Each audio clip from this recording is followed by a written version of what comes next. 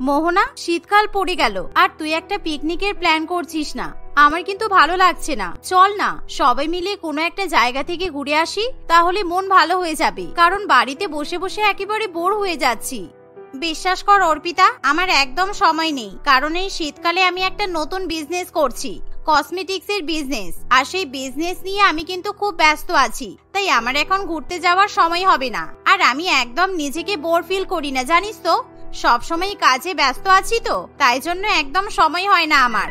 কি, তুই আবার কসমেটিক্সের বিজনেস কবে থেকে করছিস? আমাকে তো বললি না।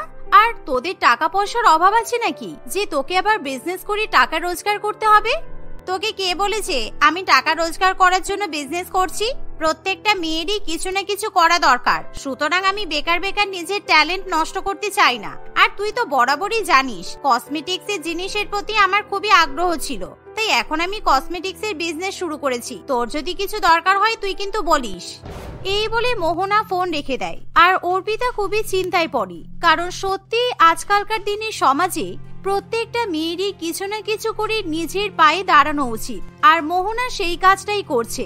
আর অর্পিতা যেহেতু বরাবরই মোহনার উপর হিংসা করে, তাই মোহনার বিজনেস করার কথা শুনি তারও এবার বিজনেস করতে ইচ্ছা হয়। আর মোহনার মতো অর্পিতার শ্বশুর বাড়িতেও টাকা পয়সার অভাব নেই, তারা যথেষ্ট বড়লোক। কিন্তু অর্পিতা সেদিনই তার শাশুড়ি মায়ের কাছে গিয়ে বলে, মা, আমি একটা সিদ্ধান্ত নিয়েছি, আর আমাকে এই সিদ্ধান্ত থেকে কেউ সরাতে পারবে না। আপনিও চাইলে আমাকে বাধা দিতে পারবেন না। সাত সকালবেলা ঠান্ডায় কি তোমার মাথা খারাপ হয়ে গেল? তুমি কি বলতে চাইছো পরিষ্কার করে বলো। আর আমি তোমাকে কিসে বাধা দিতে পারবো না? তুমি কি করতে চাইছো?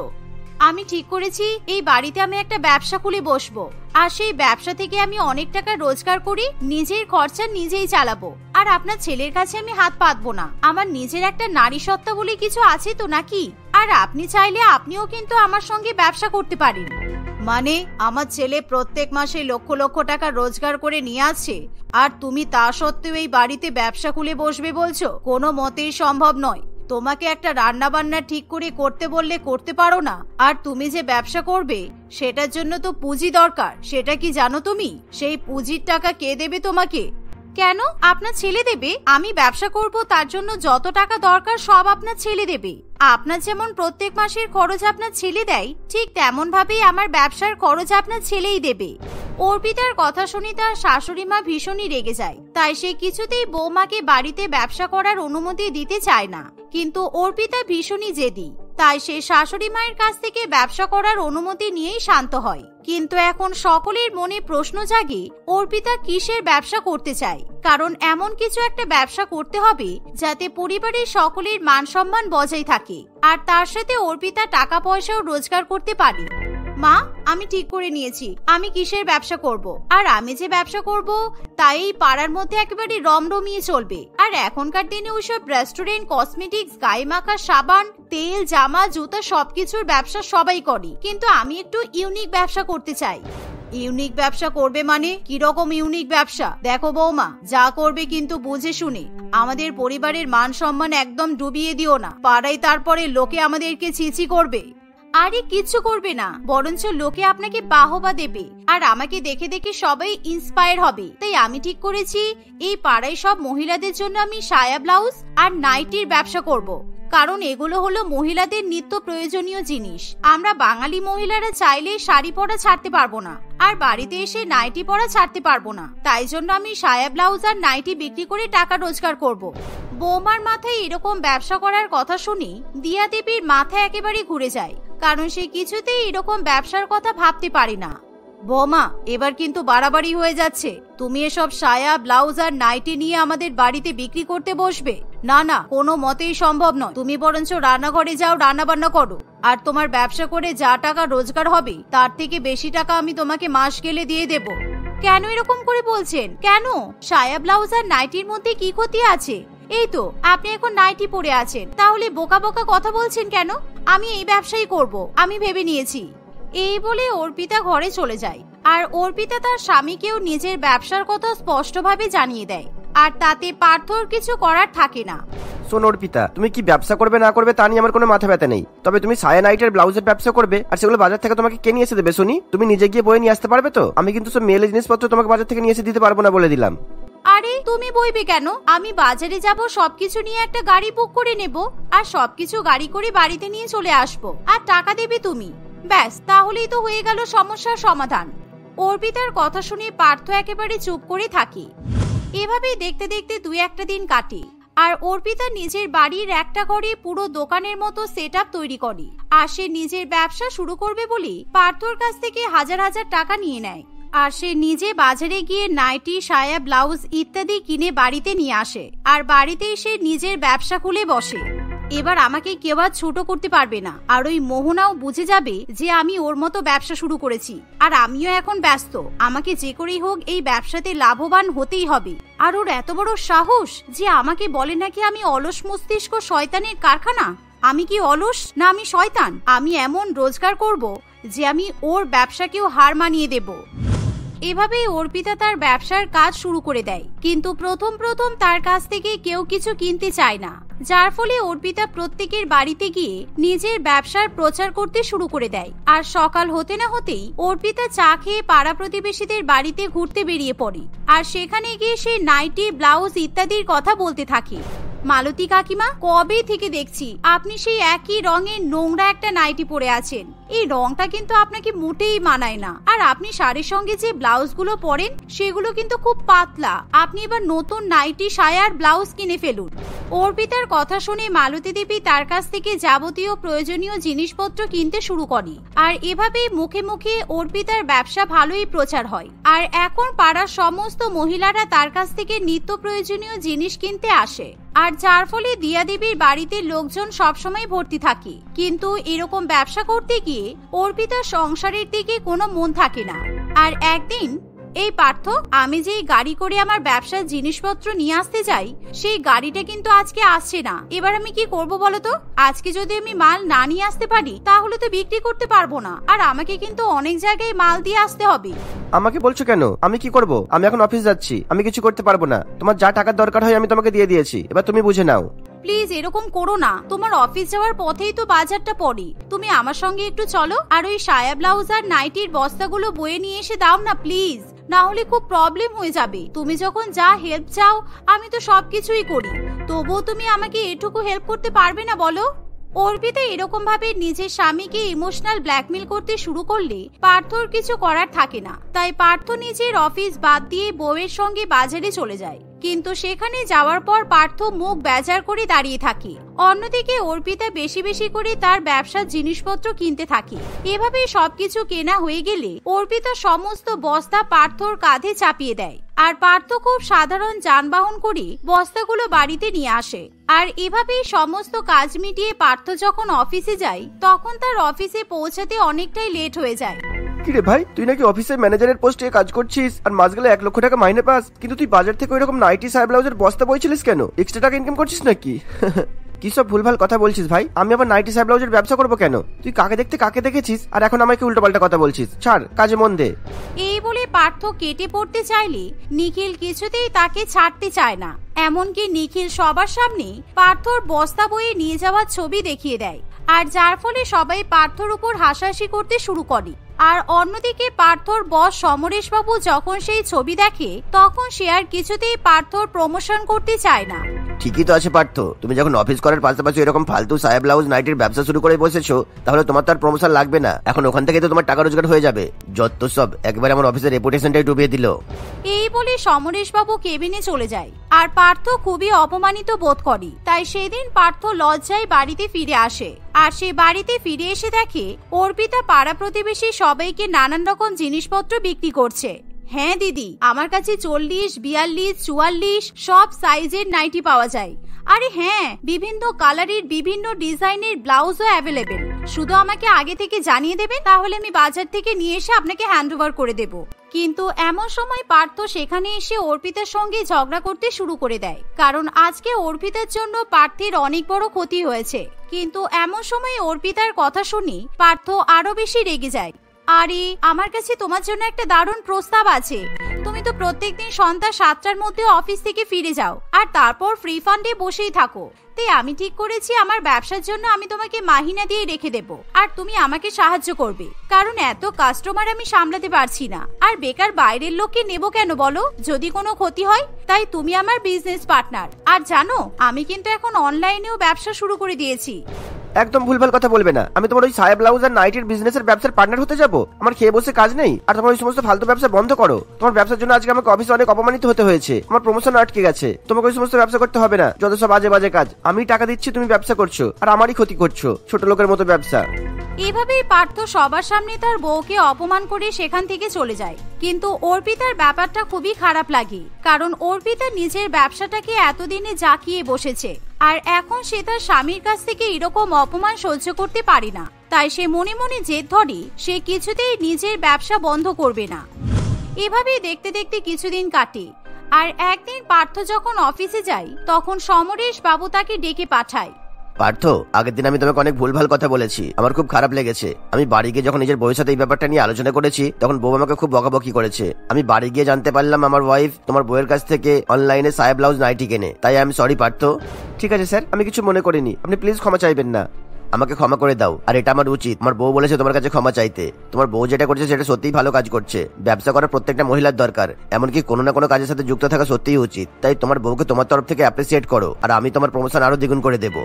সমরেশ বাবুর কথা শুনে পার্থ খুবই খুশি হয়। আর এমন সময় পার্থর প্রমোশন ডাবল করে দেওয়া হয়, যার ফলে পার্থ নাচতে নাচতে বাড়িতে আসে। কিন্তু সে কিছুতেই তার বউয়ের সঙ্গে চোখে চোখ মেলাতে পারে না, কারণ সে প্রচন্ড পরিমাণে লজ্জাবোধে দগ্ধ হয়ে ওঠে। তাই সে অর্পিতার কাছে ক্ষমা চাইতে শুরু করে। অর্পিতা, তুমি একদম ঠিক কথাই বলেছিলে। আমি প্রত্যেকদিন সন্ধ্যা 7টার পর ফাঁকা থাকি, তাই এবার থেকে আমি তোমার বিজনেস পার্টনার। আমি তোমার সাথে সায়া ব্লাউজ আর নাইটি বিক্রি করব, আর আমার মাও তোমার সাথে এই ব্যবসা করবে। পার্থর কথা শুনে অর্পিতা তাকে ক্ষমা করে দেয়। আর সেদিনের পর থেকে পার্থ তার বউয়ের ব্যবসার কাজে তাকে অনেক সাহায্য করে, যার ফলে অর্পিতা নিজের ব্যবসায় অনেক সুনাম অর্জন করে। আর এভাবেই তারা সবাই মিলে হাসি খুশি বসবাস করতে থাকে।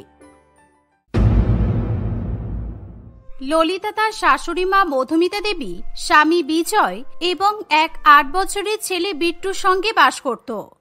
বিট্টুকে পড়াশোনা করানোর জন্য তার বাবা মা হোস্টেলে পাঠিয়েছিল, তাই এখন বাড়িতে তারা 3 জনেই থাকত। ললিতা তার বৃদ্ধা শাশুড়ি মাকে একদমই পছন্দ করত না। সে সবসময় তার শাশুড়ি মায়ের সঙ্গে খারাপ ব্যবহার করত। বিজয়ের অনুপস্থিতিতে সে তার শাশুড়ি মাকে দিয়ে বাড়ির সমস্ত কাজ করাতো, আর সেই সাথে তার শাশুড়ি মাকে পরিমাণ মতো পর্যাপ্ত ভালো খাবারও খেতে দিত না। এমনই একদিন সন্ধ্যাবেলা ললিতা তার শাশুড়ি মাকে ডিনার করার জন্য বলে, এই যে এখানে রুটি আছে, তরকারি আছে, খেয়ে নিন, তাড়াতাড়ি খাবেন, পিট পিট করে বসে বসে সময় নষ্ট করবেন না, একটু পরে বিজয় চলে আসবে কিন্তু। ললিতা তার শাশুড়ি মাকে 7-8 দিনের আগের বাসি সবজির সঙ্গে রুটি খেতে দিয়েছিল, তাও আবার একটা রুটি দিয়েছিল, আর সেটাও আগের দিনেরই বাসি রুটি ছিল। বৌমা, এই পটল আলুর তরকারিটা তো আগের রবিবারে রান্না হয়েছিল, প্রায় 1 সপ্তাহ হয়ে গেল। তুমি আমাকে এই তরকারি আর রুটি খেতে দিচ্ছ? এই খাবার খেলে তো আমার শরীর খারাপ করবে। এই কথা শুনে ললিতা তার শাশুড়ি মায়ের উপর প্রচন্ড পরিমাণে রেগে যায়। শরীর খারাপ করবে? কই, এতদিন তো শরীর খারাপ করলো না। আপনাকে সবসময় আমি বাসি খাবারই খেতে দিই, বেশিরভাগ সময় আপনি বুঝতে পারেন না, কিন্তু আজকে ধরে ফেলেছেন। যাই হোক, আপনি যে খাবার পাচ্ছেন এটাই আপনার সৌভাগ্য, না হলে এরকম বৃদ্ধ বয়সে অনেক মহিলার কপালেই খাবার জোটে না। এই খাবারগুলো কি আমি নষ্ট করে ফেলে দেব? টাকা ইনকাম করতে বুঝি কষ্ট হয় না? না না বৌমা, তুমি ভুল ভাবছো। আসলে এই তরকারিটা থেকে খুবই বাজে গন্ধ বেরোচ্ছে। তুমি দেখো, তরকারিটা খারাপ হয়ে গেছে, আর খেতেও কেমন টক টক লাগছে। এটা খেলে সত্যিই যদি আমার শরীর খারাপ করে। এই খাবার ছাড়া আমি তো আর আপনাকে টাটকা খাবার দেব না, তাই আপনাকে এটাই খেতে হবে। আপনার খাওয়ার হলে খান, আর না হলে না খেয়ে শুয়ে পড়ুন, তাতে আমার কিচ্ছু যায় আসে না। এই বলে ললিতা সেখান থেকে চলে যায়। মধুমিতা দেবী কিছুতেই ওই 7 দিনের বাসি তরকারি দিয়ে রুটি খেতে পারে না। তরকারিটা ফ্রিজে ছিল ঠিকই, কিন্তু তবুও অনেকক্ষণ ধরে তরকারিটা ফ্রিজের বাইরে বের করে রাখার জন্য সেটা খারাপ হয়ে গিয়েছিল। শেষ পর্যন্ত মধুমিতা দেবী জলের সঙ্গে শুকনো রুটি ভিজিয়ে খেয়ে নিয়ে নিজের ঘরে চলে যায়। কিছুক্ষণ পরে বিজয় অফিস থেকে বাড়ি ফিরে এলে ললিতা তার জন্য টাটকা খাবার নিয়ে আসে। সেদিন ললিতা পোলাও এবং চিকেন কষা রান্না করেছিল। বাহ, আজকে পোলাও আর চিকেন কষা রান্না হয়েছে। মা কোথায়? মায়েরও তো পোলাও ফেভারিট খাবার, মাকে ডেকে নিয়ে এসো, একসঙ্গে খাওয়া হবে। আরে মায়ের তো 2 ঘন্টা আগে খাওয়া হয়ে গেছে, তুমি এত রাতে বাড়িতে আসো। বৃদ্ধ মানুষের এত রাত করে ডিনার করা উচিত নয়। সেই জন্য আমার রান্না হয়ে গেলে আমি সন্ধ্যাবেলায় টাটকা গরম গরম খাবার মাকে খাইয়ে দিই। আর মা তো এতক্ষণে হয়তো নাক ডেকে ঘুমাচ্ছে। এই কথা শুনে বিজয় খুবই খুশি হয়। সত্যি ললিতা, তুমি খুব ভালো। মা যেরকম মৌমাছি এসেছিল তুমি একদম সেরকমই। তুমি মায়ের কত খেয়াল রাখো। তুমি আছো বলে মাকে নিয়ে আমার কোনো চিন্তা থাকে না। ঠিক আছে, এবার তাড়াতাড়ি খাওয়া শুরু করো, ঠান্ডা হয়ে যাবে তো। আর আজকে কিন্তু আমি তোমার হাতে খাবার খাবো। আজকে আমার নিজের হাতে খাবার খেতে একটু ইচ্ছা করছে না। ঘরের ভেতর থেকে মধুমিতা দেবী তার ছেলে এবং বৌমার সব কথাই শুনতে পায়। সে তার বিছানার উপর শুয়ে শুয়ে শুধুই চোখে জল ফেলতে থাকে। ললিতা খুবই ভণ্ড এবং নিষ্ঠুর প্রকৃতির মহিলা ছিল। সে তার শাশুড়ি মায়ের সঙ্গে সবসময় এরকম করত। মধুমিতা দেবী চাইলেও তার ছেলেকে কিছু জানাতে পারত না, কারণ সে তার বৌমাকে প্রচন্ড পরিমাণে ভয় করত। এরকম ভাবে সময় কাটতে থাকে। অন্যদিকে বিট্টু হোস্টেলে কিছুতেই থাকতে পারছিল না। সে যেহেতু অনেক ছোট ছিল, তাই তার বাবা মা এবং ঠাম্মাকে ছেড়ে থাকা তার পক্ষে খুবই কষ্টকর ব্যাপার হয়ে দাঁড়িয়েছিল। তাই বিজয় একদিন বাধ্য হয়ে বিট্টুকে বাড়িতে নিয়ে আসে। ইয়ে, আমি বাড়ি চলে এসেছি। মা, আমার খেলনাগুলো কোথায়? তাড়াতাড়ি দাও। আর আমার সাইকেলটা কোথায়? আমার সাইকেল দাও। আমি কতদিন আমার সাইকেল চালাইনি। এই তো আমার সাইকেল। ইয়ে। বিট্টু বাড়িতে এসেই তার সাইকেলটা নিয়ে ঘরের মধ্যেই সাইকেল চালানো শুরু করে দেয়। বিট্টু, তুমি বাড়িতে এসেই দুষ্টুমি শুরু করেছো। তোমাকে বাড়িতে নিয়ে আসা হয়েছে ঠিকই, কিন্তু তুমি ঠিক করে পড়াশোনা না করলে তোমাকে কিন্তু আবার হোস্টেলে রেখে আসা হবে, আগেই বলে দিলাম। না মা, আমি এবার মন দিয়ে পড়াশোনা করব। আমি প্রমিস করছি। আমাকে প্লিজ আর হোস্টেলে পাঠাবে না। হোস্টেলে থাকার সময় আমার তোমাদের খুব মনে পড়ছিল। তোমাদের কথা, বাবার কথা, ঠাম্মার কথা, সবার কথা। আর ঠাম্মা কোথায় মা? ঠাম্মাকে তো দেখতে পাচ্ছি না। নিশ্চয়ই ঘরে আছে, তাই না? এই বলে বিট্টু সাইকেল চালাতে চালাতেই তার ঠাম্মার ঘরে চলে যায়। মধুমিতা দেবী তখনও শুয়েই ছিল। সে হঠাৎ করে তার নাতিকে বহুদিন পর চোখের সামনে দেখতে পেয়ে প্রচন্ড পরিমাণে খুশি হয়। তুই এসেছিস বাবা, তোকে দেখার জন্য মনটা বড্ড ছটফট করছিল। কেমন আছিস তুই? ঠাম্মা, আমি এখন খুব ভালো আছি। যখন আমি হোস্টেলে ছিলাম তখন ভালো ছিলাম না। ঠাম্মা, আর ঠাম্মা, তুমি সাইকেল চালাতে পারো? তুমি আমার ওই সাইকেলটা একবার চালিয়ে দেখাও তো দেখি। দুষ্টু ছেলে, আমি সাইকেল চালাতে পারি না রে বাবা। আর এটা তো বাচ্চাদের সাইকেল, এটা বাচ্চারাই চালায়, বড়রা চালায় না। বিট্টু এভাবেই তার ঠাম্মার সঙ্গে কিছুক্ষণ ধরে সময় কাটায়। বেশ কিছুক্ষণ হয়ে গেলে ললিতা খাবার খাওয়ার জন্য বিট্টুকে ডাকতে শুরু করে। বিট্টু, তাড়াতাড়ি বাইরে আয় বাবা, আমি তোর জন্য গরম গরম লুচি ভাজছি, একেবারে ফুলকো ফুলকো লুচি। আর তার সাথে তোর ফেভারিট মটন কষাও আছে। আয় আয়, তাড়াতাড়ি আয়, খেয়ে নিবি, আয়। ঠাম্মা, মা খাবার জন্য ডাকছে। আমার খুব খিদে পেয়েছে। এক কাজ করি, তুমিও তো নিশ্চয়ই কিছু খাওনি এখন। আমি মায়ের কাছ থেকে তোমার আর আমার খাবার নিয়ে আসছি। আজকে তুমি আর আমি এখানেই খাবো। চলো ঠাম্মা, তুমি আমার সঙ্গে চলো। আমার এখন খিদে নেই বাবা, তুই খেয়ে নে, আমি পরে খাবো। যা, তাড়াতাড়ি যা, না হলে কিন্তু তোর মা আবার রাগ করবে। না, আজকে তুমি আমার সঙ্গে না খেলে আমি খাবো না। আমি এতদিন পর বাড়িতে এলাম আর তুমি আমার সঙ্গে খাবে না? চলো না ঠাম্মা, চলো না। এভাবে বিট্টু অনেক জোর করলে মধুমিতা দেবী বিট্টুর সঙ্গে খাবার খাওয়ার জন্য টেবিলে যায়। কিন্তু বিট্টু দেখে তার মা তাকে লুচি এবং মটন কষা খেতে দিলেও তার ঠাম্মাকে বাসি ভাত এবং উচ্ছে আলুর তরকারি খেতে দিয়েছে, যেটা বেশ কয়েকদিনেরই বাসি খাবার ছিল। মা, তুমি ঠাম্মাকে সব কি খাবার খেতে দিয়েছো? এগুলো তো বাসি খাবার। তুমি ঠাম্মাকে বাসি খাবার খেতে দিয়েছো কেন? বাসি খাবার কে বলেছে তোকে? তুই বাড়িতে আসার পর থেকেই কি তোর ঠাম্মা তোর কান ভরা শুরু করে দিয়েছে? তোর বাবাকে কিছু বলতে পারে না বলে তোকে বলেছে, তাই তো? মা, আপনাকে তো যতটা চালাক ভেবেছিলাম, আপনি তো তার থেকেও বেশি চালাক। ঠাম্মা তো আমাকে কিছু বলেনি মা। আমি বাড়ি এসে প্রথমে ফ্রিজ খুলে দেখলাম ফ্রিজে কোনো ভালো খাবার আছে কিনা। তখন আমি ফ্রিজে এই ভাত আর উচ্ছের তরকারিটা দেখেছিলাম। তুমি ঠাম্মাকেও লুচি আর মটন কষা দাও না মা? বিট্টু, তোমার ঠাম্মার শরীর খারাপ আর ডাক্তার বলেছে তোমার ঠাম্মা টাটকা তাজা খাবার খেতে পারবে না। যতদিন না তোমার ঠাম্মার শরীর ঠিক হচ্ছে ততদিন তোমার ঠাম্মাকে এই বাসি খাবারই খেতে হবে। তোমার সঙ্গে এই খাবার খেলে তোমার ঠাম্মার পেট খারাপ করবে। হ্যাঁ বাবা, তোমার মা ঠিকই বলছে। আমার শরীর খারাপ বলে আমি বাসি খাবারই খাই। নাও, তুমি এবার তাড়াতাড়ি তোমার খাবারগুলো শেষ করো তো। বিট্টু তার মা এবং ঠাম্মার কথা খুব সহজেই বিশ্বাস করে। সে ভাবে সত্যি সত্যি হয়তো তার ঠাম্মার শরীর খারাপ, তাই তার মা ঠাম্মাকে বাসি খাবার খেতে দিয়েছে। এরকম ভাবে সময় কাটতে থাকে। বিট্টু তার ঠাম্মাকে বাসি খাবার খেতে দেখতে দেখতে অভ্যস্ত হয়ে পড়ে, তাই সে আর তেমন কিছু বলে না। একদিন বিট্টু তার মামার বাড়িতে যাওয়ার জন্য প্রচন্ড জেদ ধরে, তাই তারা সবাই মিলে বিট্টুর মামার বাড়ি অর্থাৎ ললিতার মায়ের বাড়িতে যায়। ললিতার ছোট বোন মিষ্টি এবং তার মা সেদিন তাদের জন্য অনেক ভালো ভালো খাবার রান্না করেছিল। তারা দুজনে মিলে সকলকে খাবার পরিবেশন করে দেয়। তোমাদের বাড়িতে বাসি খাবার নেই? বাসি রুটি, বাসি ভাত, বাসি তরকারি। ঠাম্মার তো শরীর খারাপ, সেই জন্য ঠাম্মা টাটকা খাবার খেতে পারে না, তাই মা ঠাম্মাকে প্রত্যেকদিন বাসি খাবার খেতে দেয়।